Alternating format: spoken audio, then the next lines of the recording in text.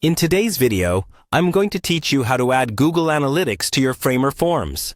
This process will help you track your form's performance and gain valuable insights into user interactions, ultimately enhancing your website's efficacy. Let's dive in and get started.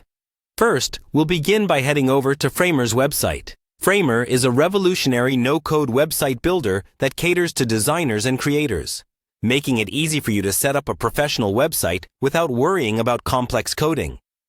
Once you're on the website, the next step is to log in. The login process is straightforward. Just click on the Login button located at the top right corner of the homepage. Enter your credentials, and you'll be ready to proceed.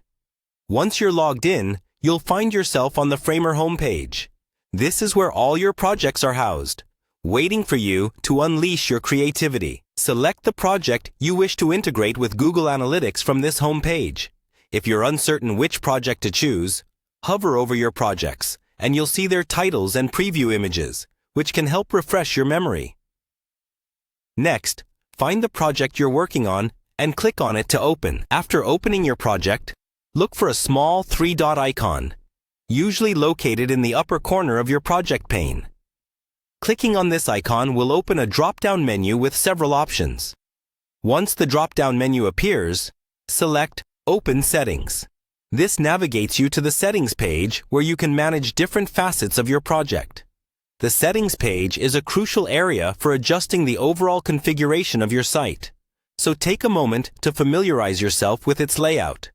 Within the Settings page, locate and click on Site Settings.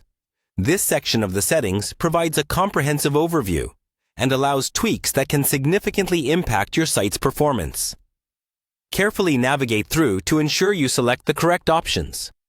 Under Site Settings, you'll find an option for Google Analytics. Click on it to start the integration process. This is where the magic happens.